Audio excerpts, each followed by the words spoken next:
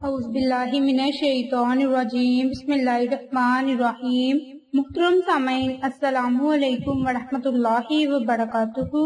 میں آپ سب کو اپنے چینل عائشہ اسلامک ہسٹری میں خوش آمدید کہتی ہوں اور امید کرتی ہوں کہ آپ سب خیر و عافیت سے ہوں گے، اور اللہ تبارک و تعالیٰ سے دعا کرتی ہوں کہ اللہ تبارک و تعالیٰ آپ سب کو خوش رکھے، آباد رکھے اور آپ پر اپنی ہزاروں رحمتیں بارش کی طرح برسائے، آپ کی ہر حاجت کو پورا فرمائے، آپ کی ہر خواہش کو پورا فرمائے، آپ کو صحت و تندرستی والی زندگی عطا فرمائے اور آپ کی زندگی کی تمام مشکلات، پریشانیاں اور مصیبتیں ختم فرمائے، آمین۔ سامعین، آج میں آپ کے ساتھ یکم محرم کا ایک خاص اور مجری وظیفہ شیئر کروں گی، اور ساتھ ہی ساتھ میں آپ کے ساتھ محرم الحرام کی مختصر سی فضیلت و برکات شیئر کروں گی۔ تو محرم الحرام کا مہینہ اسلام میں سن ہجری کا آغاز نبی پاک صلی اللہ علیہ وآلہ وسلم کی مکہ مکرمہ سے مدینہ منورہ کی طرف ہجرت کی مناسبت سے ہوا۔ اسلامی کیلنڈر کا پہلا مہینہ محرم الحرام کا مہینہ ہے، جو اللہ تعالیٰ کے بنائے ہوئے مہینوں میں سے ایک مہینہ ہے، اور قرآن کریم میں بہت سے مقامات پر ان مہینوں کا ذکر آیا ہے۔ لیکن اللہ تبارک و تعالیٰ نے کچھ ایام کو، کچھ مہینوں کو ایک دوسرے پر فضیلت اور برتری بخشی۔ مقصد اس کا یہ ہے کہ اللہ تعالیٰ کے بندے اور نبی پاک صلی اللہ علیہ وآلہ وسلم کی امتی اللہ تبارک و تعالیٰ کے ان انعامات اور احسانات اور فضائل و برکات کو اپنے دامن میں سمیٹ سکیں، اور اس کی تاکید خود قرآن مجید میں اللہ تبارک و تعالیٰ نے فرمائی ہے، ان کو اللہ کے دنوں میں یاد دلاؤ۔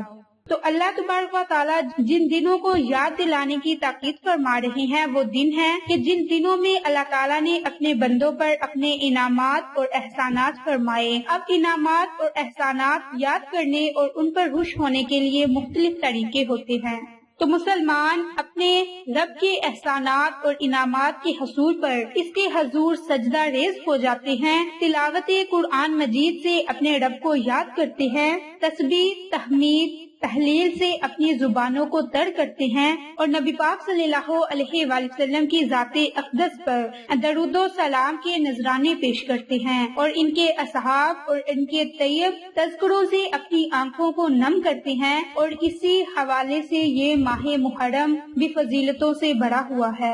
تو اس مہینے کی بہت ہی فضیلت اور برکات ہیں۔ تو ذی الحج کے آخری دن اور ماہ محرم کے پہلے دن کا روزہ رکھنے کے بارے میں بھی بہت ہی اہمیت ہے۔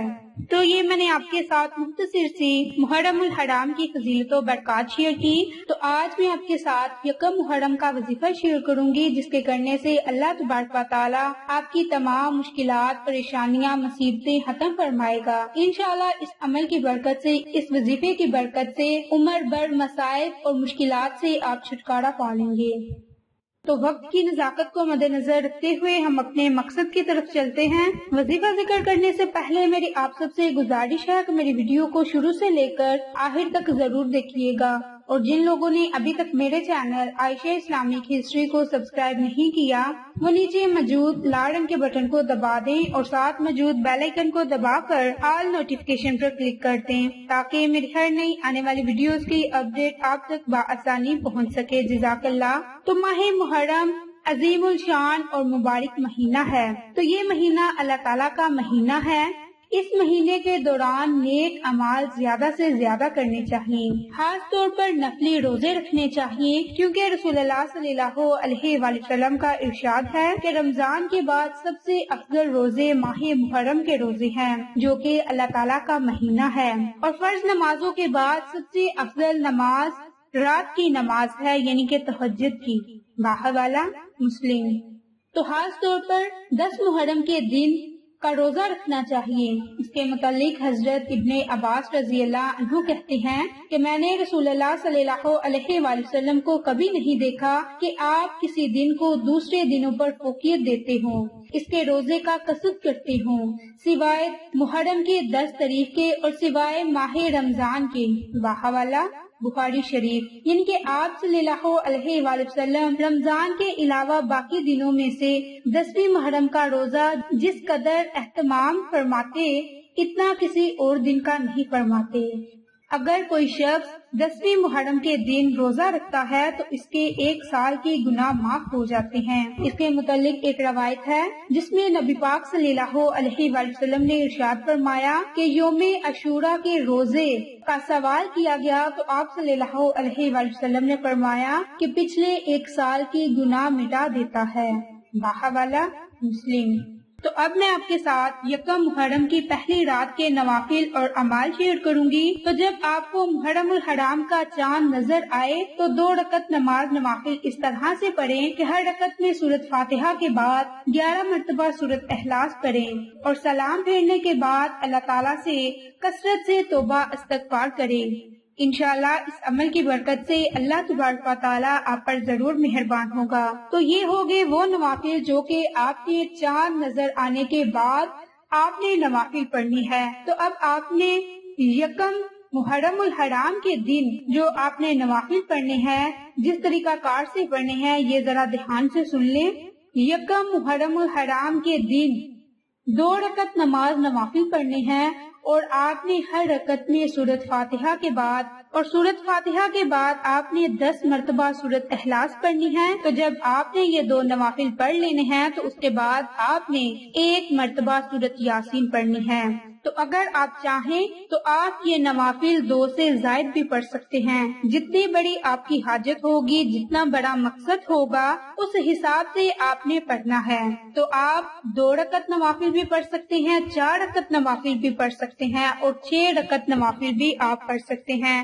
تو جتنے چاہیں آپ یہ نوافل پڑھ سکتے ہیں، لیکن 2 نوافل پڑھنے کے بعد آپ نے 1 مرتبہ سورۃ یاسین کو لازم پڑھنا ہے۔ اور نوافل پڑھنے کا طریقہ کار دوبارہ اچھی طرح سن لیں کہ آپ نے 2 رکعت نوافل پڑھنے ہیں اور سورۃ فاتحہ کے بعد آپ نے 10 مرتبہ سورۃ اخلاص پڑھنی ہے۔ انشاءاللہ اس نماز کے پڑھنے والے کو اللہ کریم جنت میں 2000 محل عطا فرمائے گا اور محل میں 2000 دروازے یاقوت کے ہوں گے اور ہر دروازے پر ایک تخت ہوگا اور اس تخت پر ایک حور بیٹھی ہوئی ہوگی اور اس کے علاوہ 6000 بلائیں اس نمازی سے دور کر دی جاتی ہیں اور 6000 نیکیاں اس کے نامہ اعمال میں لکھی جاتی ہیں۔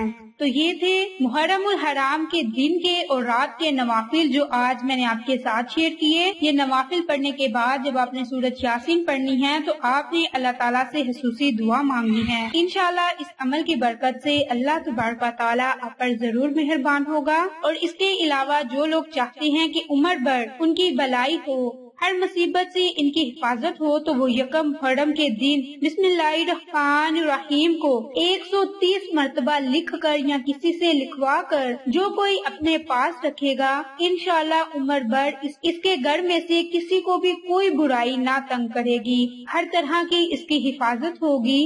تو جو لوگ اپنی حفاظت چاہتے ہیں، اپنے پیاروں کی حفاظت چاہتے ہیں، تو وہ لوگ یہ نوافل پڑھنے کے بعد سورۃ یاسین پڑھنے کے بعد 130 مرتبہ بسم اللہ الرحمن الرحیم کو لکھوا کر، اگر آپ خود لکھ سکتے ہیں تو خود لکھ کر آپ اسے اپنے پاس محفوظ کر لیں۔ انشاءاللہ عمر بھر آپ کو کسی بھی مصیبت کا سامنا نہیں کرنا پڑے گا۔ تو یہ بہت ہی مختصر اور آسان عمل ہے، یکم محرم کی رات کا اور دن کا عمل ہے۔ تو آپ اس عمل کو، اس وظیفے کو خود بھی کریں، اپنے عزیزوں اوقار، اپنے جاننے والوں کے ساتھ شیئر بھی لازم کیجیے۔ انشاءاللہ پھر کسی نئی اچھی ویڈیو کے ساتھ یا اچھی معلومات کے ساتھ آپ کی خدمت میں حاضر ہوں گے۔ تب تک کے لیے اجازت۔ السلام علیکم ورحمۃ اللہ وبرکاتہ۔